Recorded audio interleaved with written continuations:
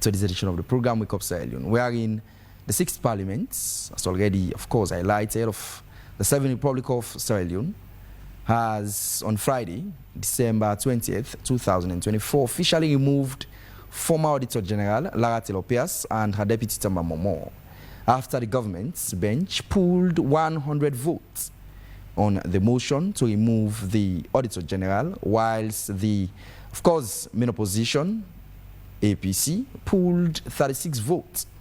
Before the House divides into votes, in the opposition clearly stated their stance, while ruling bench, of course the SLPP, pushes for the motion for removal.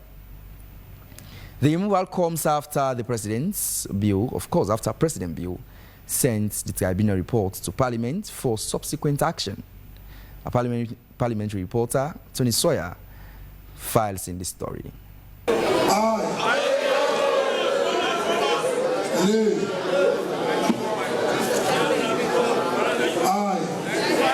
137 persons voted. Out of the 137, we had 1 void, 36 nay, and 100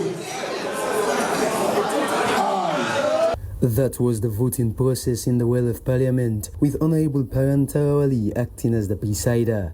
The results ended in a landslide victory for the ruling bench, and in them the removal of the Auditor General. This exercise is predicated on Section 1199, which gives Parliament the power to remove the Auditor General as prescribed in Section 137, subsection 7. It could be recalled that in 2021, both Lara Telopias and her deputy were suspended after audit report captured some financial discrepancies in the office of the President and some other offices. The same landed them in an investigation which eventually came with a report which was sent to Parliament to effect their removal. The House today convenes to make a decision on the matter. And Honourable Parantarawali reads the letter from the President. I urge you to take a decision on this matter with the utmost diligence, considering the tribunal's findings and principles of justice and transparency that guide our nation. Your decision will have significant implications for the integrity of our governance. The opposition bench considers the inclusion of this item on the other paper as an ambush. At a time that most of our members are in Gambia attending the retreat organized by our party, and if we had had earlier notification, we would have recalled them to come and participate in this very crucial voting. On the contrary, the government bench says all were informed. We direct us at any time to put an item on the other papers that it thinks is of public interest. That has taken too long. It's there. Before this time, the Speaker called us and explained to us that such discussion will come up on the other paper. We met with him and he said we give instructions. Nevertheless, the motion for removal was carried and voting by voices was utilized. Yet the opposition, unsatisfied, stood on SO41 for voting by counting. Mr. Speaker, honorable members, I stand on SO46-1 for a division. This seems to have necessitated an interpretation of Section 119 and Section 137, subsection 7, which is not so clear as to what constitutes two-thirds majority. Section 137, subsection 7 of the Constitution, supported by Section 91, the two-thirds will be concealed from those members of Parliament present and voting today. Even though the opposition were not okay with the interpretation, the voting process went on and the ruling bench won. 137 persons voted. Out of the 137, we had 1 void, 36 nay, and 100 aye. appears has been carried.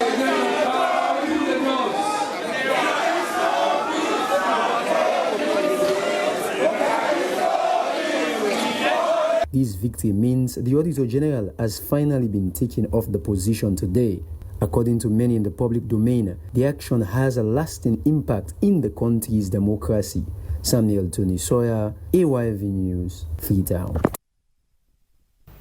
Indeed, many thanks to our parliamentary man Samuel Tony Sawyer for that report. And so this morning, to further discuss the removal of the former Auditor General, Lara Telopias, and her deputy Tamamomo by the Parliament, and of course controversies surrounding the removal. In the studios, we've just been joined by Honorable Ibrahim Barry, who is a member of the main opposition APC, and of course he's a member within the communications unit of the parliamentarians from the APC in Parliament. And we similarly are expecting a member of Parliament from the Sierra Leone People's Party. The SL people, we've extended an invite for them to be in the studios this morning to discuss this all sensitive issue.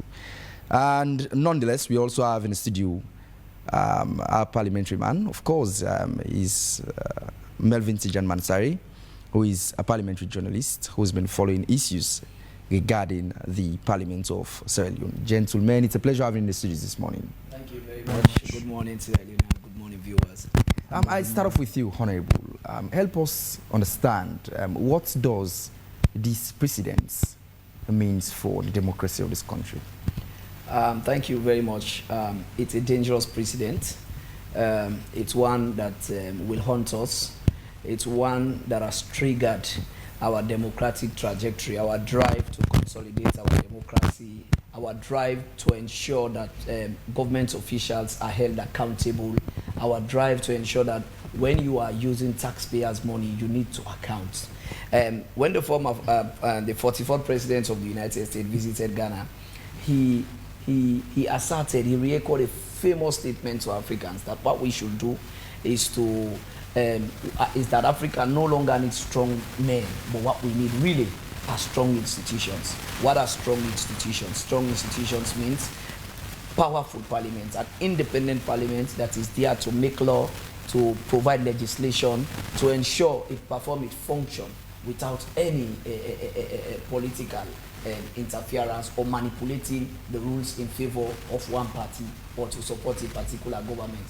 It basically means that a system where even the president will not be powerful to a point that where he controls the parliament. We saw what happened recently in South Korea, and when the president, the issue to remove the president in relation to his premature declaration of a martial law, we saw even members from his own party sided with the people to vote against him. So that's the kind of democracy we wanted to see in Sierra Leone. It is so interesting to see countries like Ghana, countries like Senegal, countries like Liberia, our neighboring Liberia, showing us what really democracy means. And then, so what happened on that day? The ruling, changing the rule in the middle of the game to favor the government is a very dangerous precedent, and it's a mockery to our democracy. You see the speaker on that day moving from his respectable position as a speaker, as a third most powerful man in the country, to a mockery position. We are attempting to act like a drama lecturer telling us about of parliament and in parliament. It was a disgrace for our democracy, and it's a shame. It's even a big shame even for me as a member of parliament to be part of such a process to remove anything about Lara in person is about removing a major pillar of democratic activity in Sierra Leone. Over time, we've seen, of course, the indelible footprints of these personalities that were removed. But just as you earlier mentioned, it's not about the personalities, but of course, the office and how same has been done. But nonetheless, we'll go for a short break. We seem to be having issues with the sound. We'll take a short break, and we'll come back, we'll continue the conversation. This is Wake Up Sierra Leone. Welcome back. This is still Wake Up Sierra Leone on AYV Television, on channel 33, on Radio 101.7 FM, and on DSTV channel 399, and also on our Facebook page, AYV News. In the studios, we do have Honorable Ibrahim Barry, who is a member of Parliament from the main opposition APC, and Melvin Tijan Mansari. We're discussing the removal of the Auditor General. Honorable, before that short break, at some point in time, I heard from the minority leader in parliament, Honorable Abdul Kagbo, who did mention that this was an act of ambush. Was the membership of the APC not fully informed as to the decisions that were about to be taken in parliament? Yeah, normally it's we normally receive order paper for the next day. What's normally when we say order paper, it's the agenda for the next day, what will be included, what will be discussed in the next legislative day. On that particular day, I think it was around almost 10 p.m. the previous night that some of us saw. On that day we were late because we were dealing with the budgets, and then so it's we don't know why they did that, but they know. And then it happened at a time when we have 3 or 4 of our members attending the All People's Congress Diaspora Retreat in the Gambia. It happened at a time when we have 2 members of parliament, one representing the APC in Nigeria, another also representing the SLPP in the same Nigeria. But because they knew that this was coming up, they facilitated for the SLPP MP to return and then be part of the removal on Friday, but then they left our own APC MP in Nigeria. So for us, I think it's properly calculated. They knew. On that day, I was looking at the speaker. He was reading from his script, and I knew that this must have been written a day or a week before. It must have been agreed among themselves that, look, we are going to ensure that the 2/3 refers to only people that are in, who are going to leverage a day that most of them will not be around. You know, like I said in the beginning, my brother, and to Sierra Leoneans, it's a shame that we will reduce ourselves. You know, looking at the election in Liberia, looking at the recent election in Ghana, looking at the recent election in Senegal, you know, even in Botswana, I think will have pushed us, will have nudged us to at least allow democracy to thrive. It does not create any difference if on that day we go to that place and then people vote, whether they get the 2/3 or they don't get the 2/3. At least let the proper procedure happen. Let's see the union celebrate for the sake, celebrate that. Look, we are now at that level where our parliament can perform its function without any manipulation or whatsoever. That was really what we were looking forward to. Melvin Tijan Mansari, how consequential are the actions of parliament, taking into account the removal of the Auditor General and the Deputy? I think it has got far-reaching consequences politically. It sends a message that whatever the executive or the president wants, that can be achieved unfettered. And also it speaks to the fact that the opposition itself and members of the public can be equally blamed. And I use the word members of the public because some members of the opposition or all members of the opposition are representing them. And come to ask yourself, how comes 2/3 of members of parliament, 2/3 of members of parliament, in this case is 146, how comes 146 MPs were not present for that very crucial ruling? So it speaks to the broader problem that we've been having with this and previous parliaments, the problem of poor representation, poor attendance, absenteeism, because, I mean, no matter what you say, a lawmaker is elected to represent and to be in parliament always. So that excuse of, well, we are not in parliament, even if it was for an official reason, I think the official reason for the removal is more officious than any other party or extra parliamentary affairs. So it speaks to that problem of representation, but also broadly about governance. It talks about independence and integrity of institutions, and basically putting the audit service on the limelight, but also equally that of parliament, that of the judiciary, and that of the executive. I mentioned the judiciary for a particular reason because there was a prayer on the same matter before it that was not attended to. And now we are seeing its or multiplier effect, that because there was a constitutional prayer unanswered, now we are seeing constitutional, what I will call constitutional quagmire over the interpretation of Section 91 versus that of Section 137 and that of Section 1197. So for me, I think even the courts cannot be eschewed in this. But of course, for the executive... Melvin, you did mention a point, of course, which I believe the Honorable also touches on.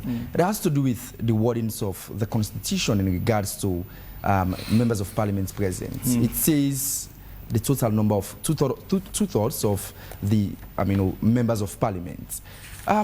Is it not fair enough to say that it could be interpreted as two-thirds of members of parliament present within that particular session? Is it not fair enough to say that could have been the interpretation, and that was more the reason why the speaker, the honorable speaker, did proceeded with that particular paper? I think this, in as much as the speaker's ruling was very unprecedented and controversial, but you used the word, let's look at the letters of the Constitution, and I will first direct you to section 137. If you look at the provision of section 137(7), which is the baseline, and if you'll permit me to read, it says, section 137(7), a judge of the superior courts of judicature shall be removed from office by the president. In this case, replace the word a judge for the Auditor General. A, if the question of his removal from office has been referred to a tribunal appointed under subsection 5, and the tribunal has recommended to the president that he ought to be removed from office. And B, if his removal has been approved by a two-thirds majority in parliament.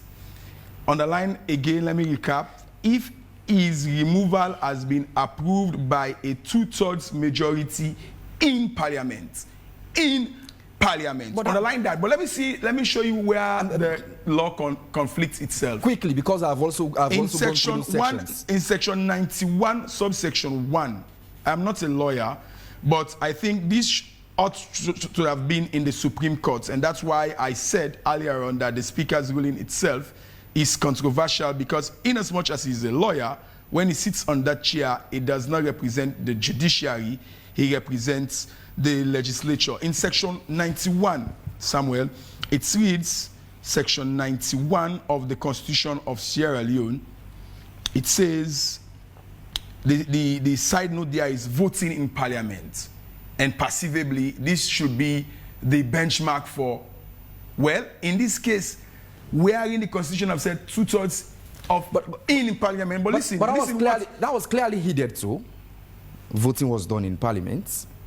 Yes, quickly. It's not about voting in parliament. There is this very linguistical or grammatical arguments raised by the speaker that I think lawyers should dissect. This is what 91.1 says.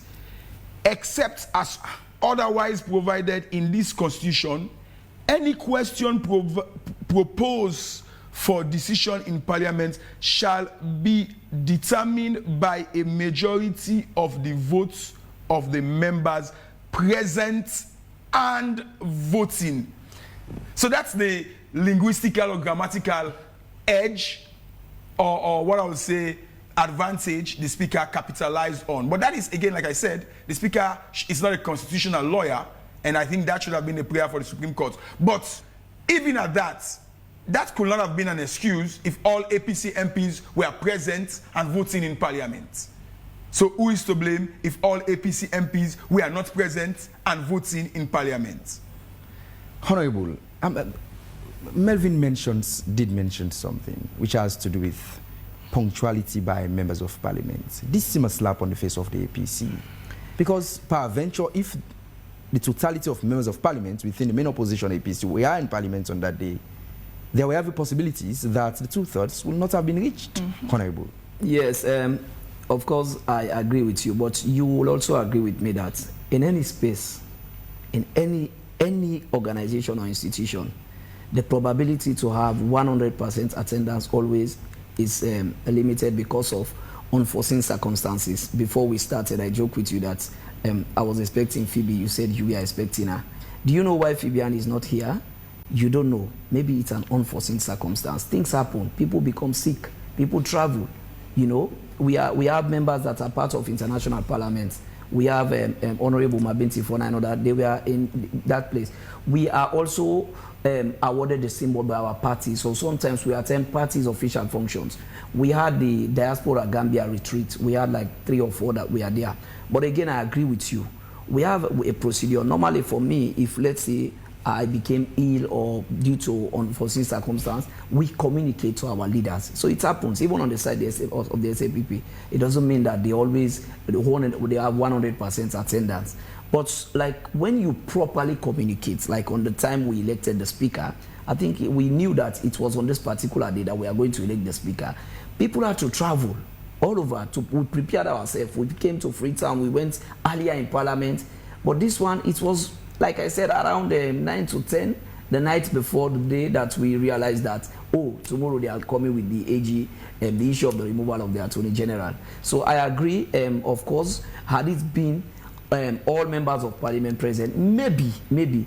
But remember, the decision of the speaker, which according to the Lawyers Society, these are experts, these are people who are lawyers, expert lawyers that form the society. They published a press release on December 21.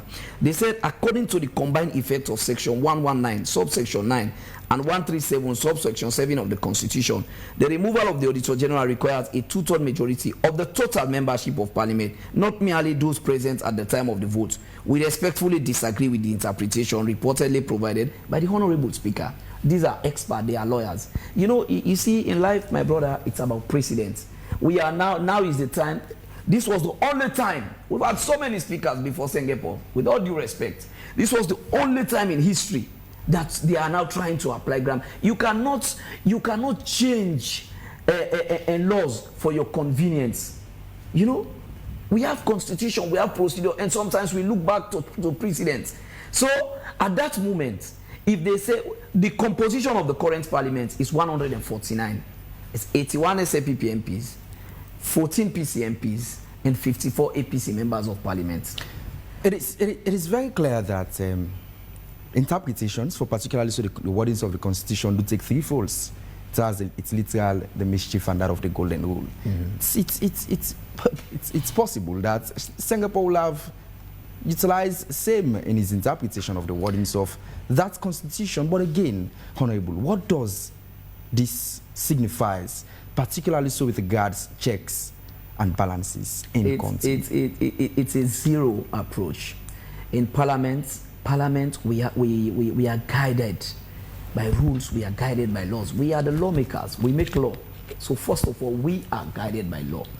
We make law, we provide oversight, we provide checks over these institutions to see how are they abiding by the law, how are they enforcing the law. So we, as an institution, we have to demonstrate the highest level of integrity on how we apply the law to ourselves. We are guided by the 1991 Constitution, and we are guided by the standing orders of Parliament. Now, with the current composition of this Parliament, the 149, even if you add 14 PC MPs to the 81 members of Parliament for SLPP, plus even if you add Mame Bangura and Thompson there, who are mostly voting against us, so they still have you proved to same as to no, the fact that they're voting against the APC? Of course, they are suspended members of our party. They went against our position when we agreed that as a party we are not going to participate in governance. They went against our position on the election of the speaker. We also proved that they went. Even Mame Bangura was there canvassing other members of the opposition to vote in favor of the government position to remove. So we normally don't count them. We were 54 elected, but the two of them, they have forgotten that they were awarded the symbol by the APC. They forgot that they were elected by the APC, so they decided. But that's not an issue. The issue here is about precedence. When the speaker, normally, if they could have targeted the two-thirds from the 149, there is no way they will have get that two-thirds with the current composition, because two-thirds is 99 out of the 149. So even if you add all the 14 PCMP, even if you add all the Mame Bangura and Thompson to them. But let me just make something clear. In voting in Parliament, naturally, you have three types of voters, my brother. You have the patriotic voter. So I want the public, even though people are saying, oh, 7 APC MPs voted in favor, which we are disappointed at, but I want the public to even ask the 81 SAPP MPs and the PC MPs that voted to remove Did they vote with their conscience? You have three. You have one.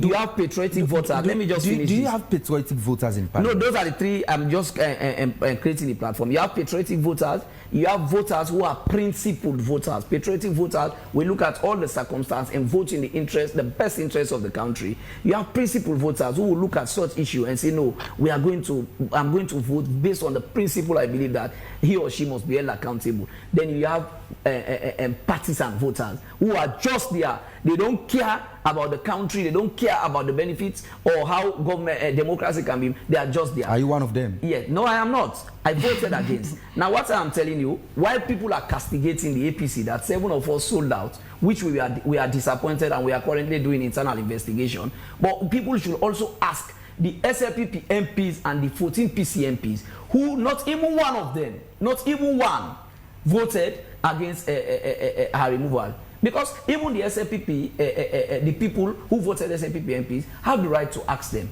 that, what have you done to us? So it is a blow. That's why I published a piece yesterday via my Twitter that I am collectively ashamed as a member of parliament to be part of this process that has stripped the Attorney General of her duties, which is unprecedented and which is a dangerous sign for our democracy. This action by Parliament is one that was, of course, preceded by allegations of professional misconduct. Melvin, at some point in time, the Clerk of Parliament, of course, did read out a letter from the President with regards to investigation and the removal of the Auditor General and her deputy. Let's look at the aspects of professional misconduct in this case.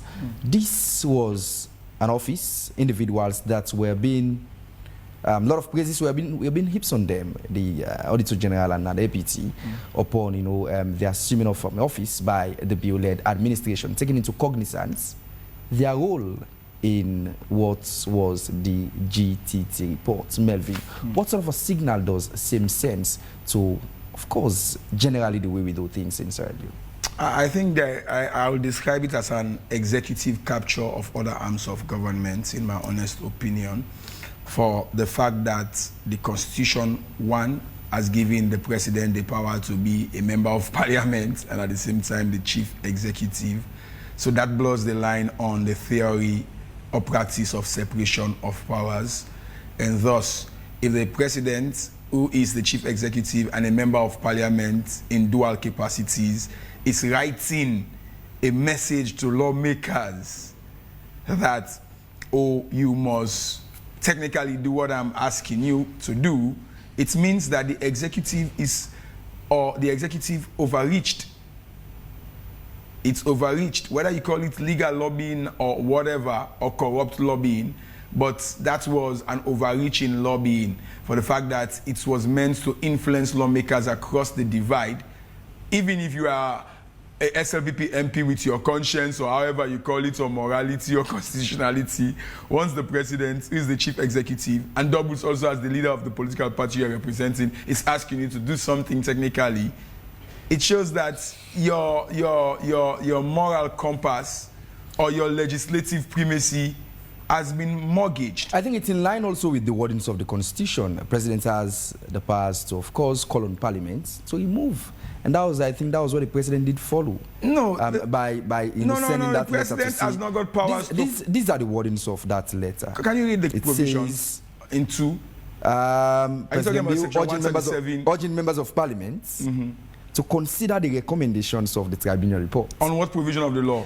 Which advocates for the removal of the Auditor General and her deputy. That message from the President is not predicated on law. It was just using his supreme executive power on the legislature. Let anybody from the government bench or the government come and tell me where it says that the President should send a message where the Constitution in 137 and 119 is very clear that the Constitution is assuming that MP should have acted independently, not influenced by the supreme executive. So was there a need for rush, or do you sense a semblance of rush in the voting process? Well, I don't know if I will call it a rush, but I know the fiscal year was coming to an end, and if I was a lawmaker, based on experience, if you follow the answers, always in the Parliament, dangerous laws are passed on the 11th hour. or it's either an 11th hour for recess, 11th hour for holidays, or 11th hour for the dissolution of parliament. So I think the political parties should have learned that lesson that, oh, we parliament one can lock so, and then say any kind of thinking cow, so una for Kana parliament, una for day at all time. Because that has been the practice from APC to SLPP. Once they know that many people are distracted with other activities, these are the times the political class will use what I call unorthodox or subterranean means to get their way.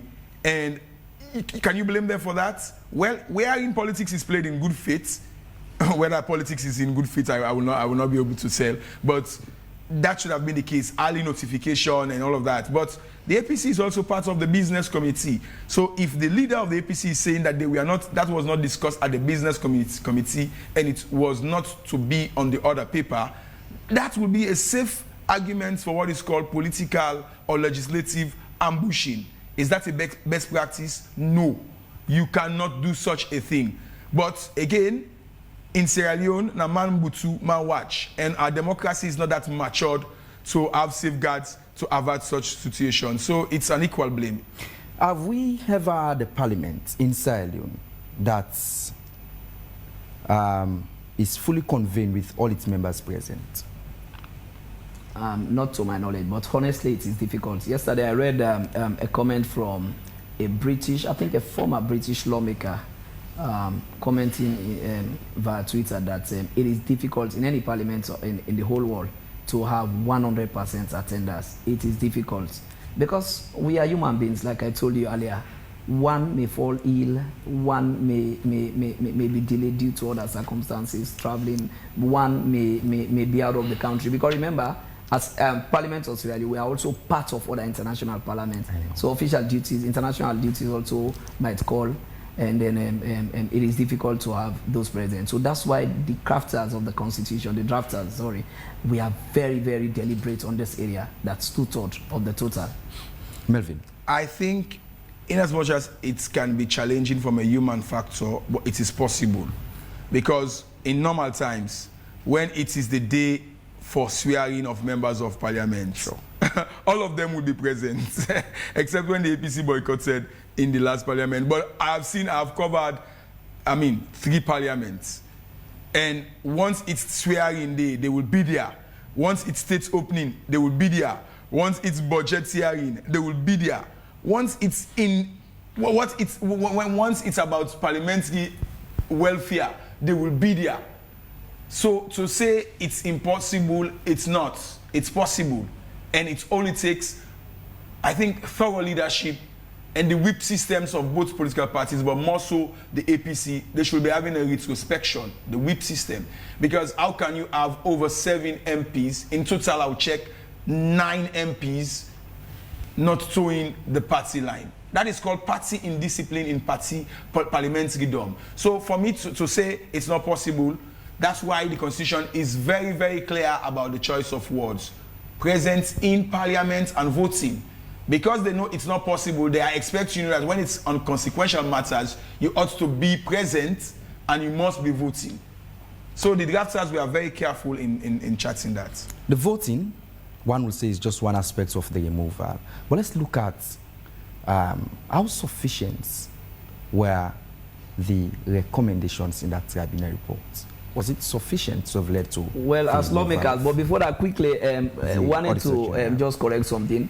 Like the state opening, the day the swearing in, for us, they informed us over 2 weeks. So you prepare, you go and even agree on your costume. So in this case, there was not sufficient information can attest to that. So at around 9-10.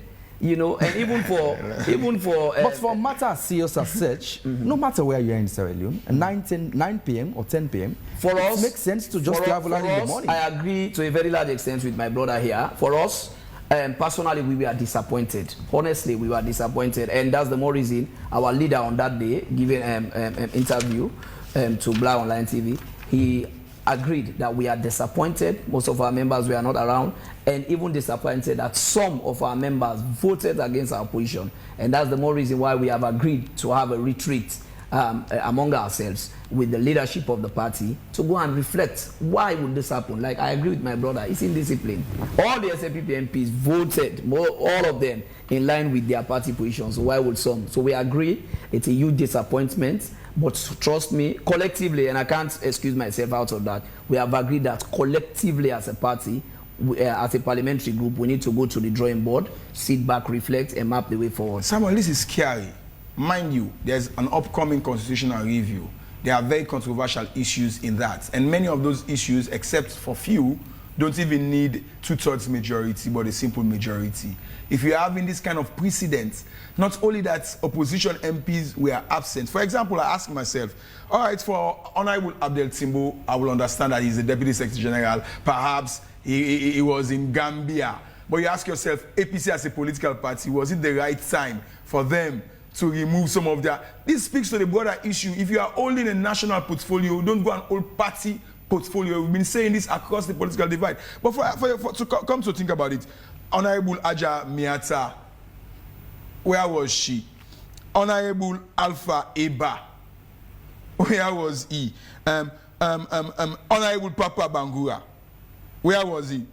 Honorable Adama Conte, where was she? You know, for me, if I was a partisan, this calls for a party action. Because, like he said, SLPP has shown that in terms of legislative discipline, they are very disciplined. They can have all of their members. Let me give you a case study that even if you are in Gambia, it should not be an excuse. Melvin, I agree. Let me withdraw that. I did not say they are very disciplined. I said their members followed their party position. And all except for the one void vote, which we don't know, but it's clear from the mathematics that all of the SLPP MPs voted SLPP line.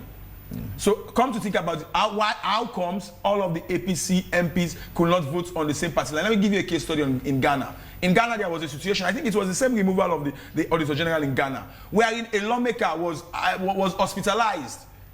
Yes, there is no provision, the law is silent as to proxy votes and distance voting. But in Ghana, what happened, because the vote was so consequential, a lawmaker was literally, not even literally, physically removed from the hospital bed, placed in an ambulance, wheeled to the chamber for just that lawmaker to vote, because the last Ghana parliament was tied on votes. So that shows how serious their political parties and their political party whip system is.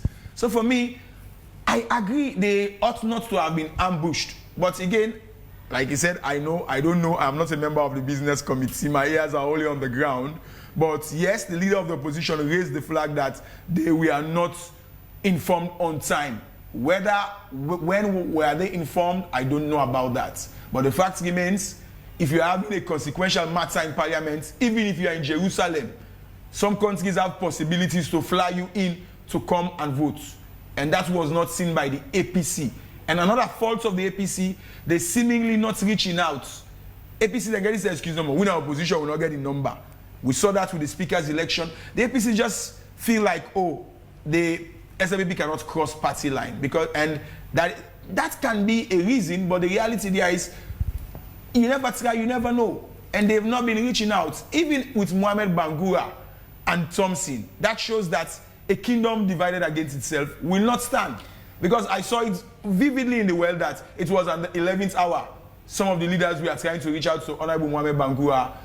In fact, Honorable Thompson, I have my reservation on some altercation he made in the well, which were very unparliamentary, but I'll come to that someday. But the fact remains, there is a need for retrospection and introspection within the political party lines. We've had a couple of messages on our Facebook page. We'll see ways to go through some of them.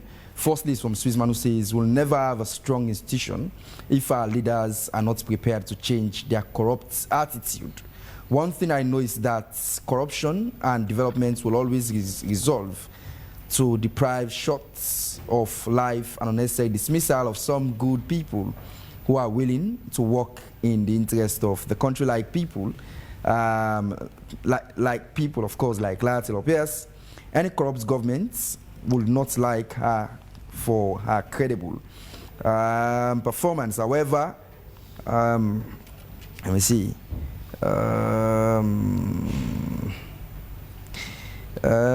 Sorry. This one is not clear. Okay.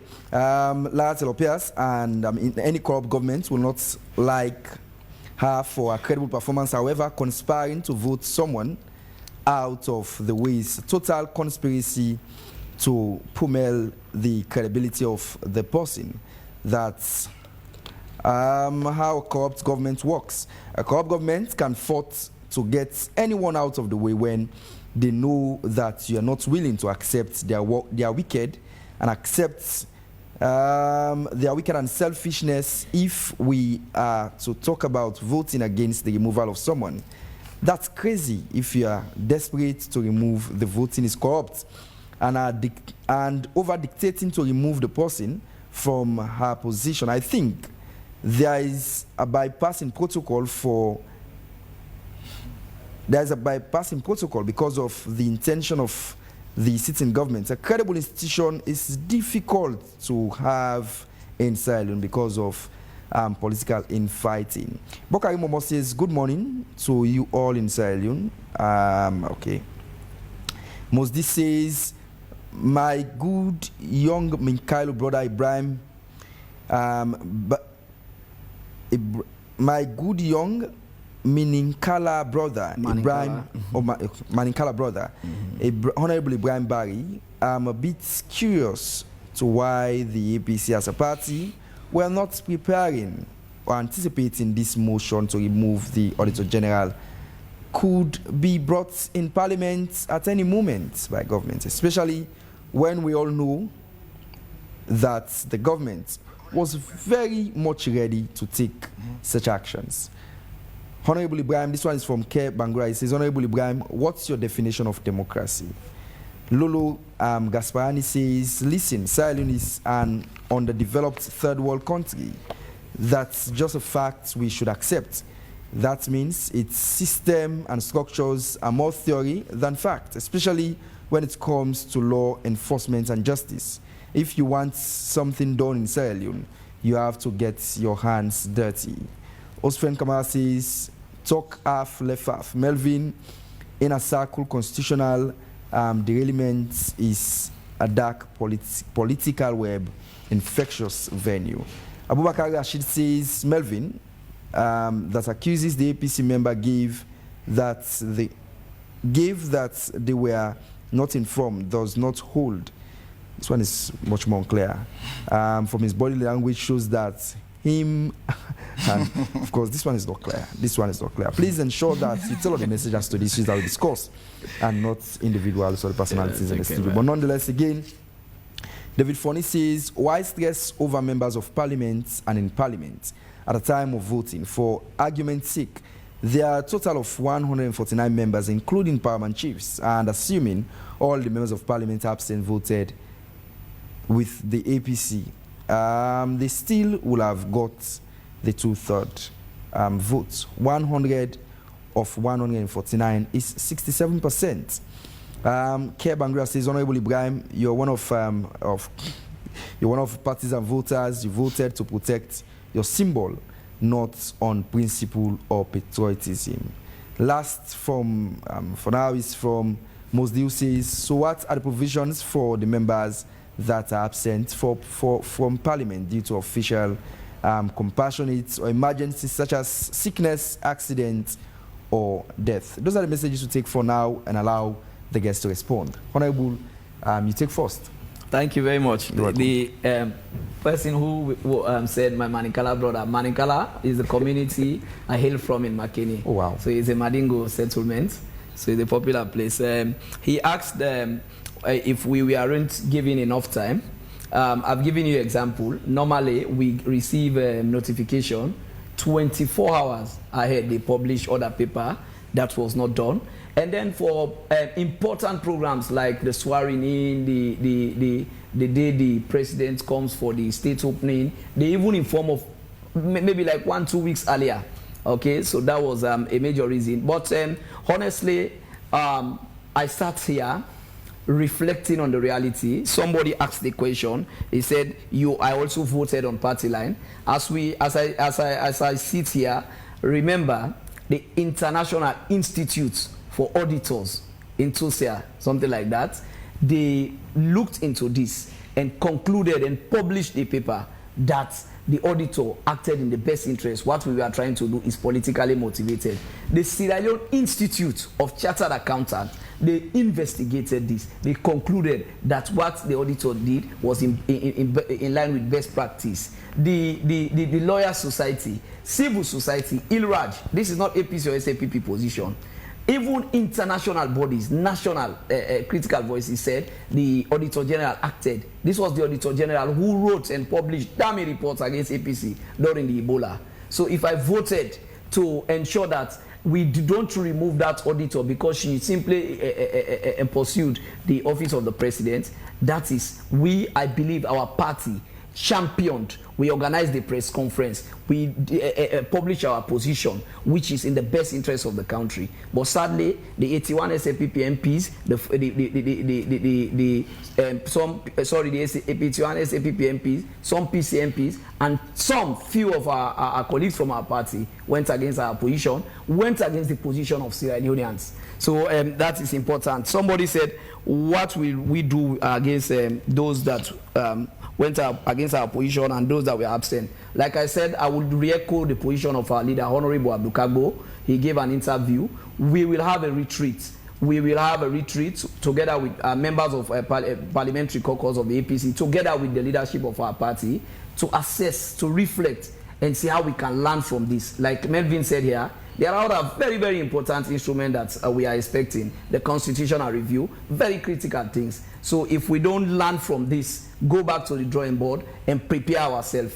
Like in the army, they said when you run, you leave back to fight another day. I think that is what we are going to do as a party. I want to use this medium as a member of parliament for the All People's Congress to apologize to Sierra Leoneans, and to apologize to our party supporters who look to us to save the Attorney General, even though the Speaker changed the rule of the game, the rule in the middle of the game. But for those saving people and for failing to protect the Attorney General, we are sorry as a parliamentary group, and we take collective responsibility. Not me, not the leader, Honorable Abdul Kagbo, but we all take collective responsibility. It is shame that something like this will happen, and we urge Sierra Leoneans to demand better, and for all of us, but not just APC MPs, even you, the SAPP supporters, you have to demand better from your politicians. Not just for them to come and just vote on party lines, but ask them on social delivery, what are they doing? On accountability and good governance, what are they doing? It is the right of the citizens. I think those to be a part in courts. Melvin, respond to the messages, and as we see ways to close. Well, for me, I think, respectfully, I beg to differ with the APC. They don't need a retreat for now. They need an attack. And that attack should be informed by... No, retreat. Well, retreat. Retreat. Well, you know what retreat I'm looking at just the contextual word. We are not withdrawing. We are having a session a retreat is just a seminar and a workshop. Exactly. They don't need workshop now. They need action. Okay. The APC needs action. And they need to take what I would call consultative, inclusive, and radical action. Consultative, inclusive, and radical action. This is a warning shot that an isolated APC within itself will not stand. And for me, what's happened in Parliament is just a consequence of what is happening at Old Railway Line for the APC. There are fragmentations and factions within the APC. And we are seeing semblance of that in the House of Lords. So the APC don't need to retreat. They need to attack these issues if they want to really do something better. And now on interest groups, the Honorable mentioned Intosai and all these groups, I will tell you, they have been hypocritical. They've been more theoretical than practical. Let me give you what I mean by that. When religious groups or some religious groups don't want the Safe Motherhood Bill, they were not only issuing press release, Samuel, you watch the news, they were there vis-a-vis impractical.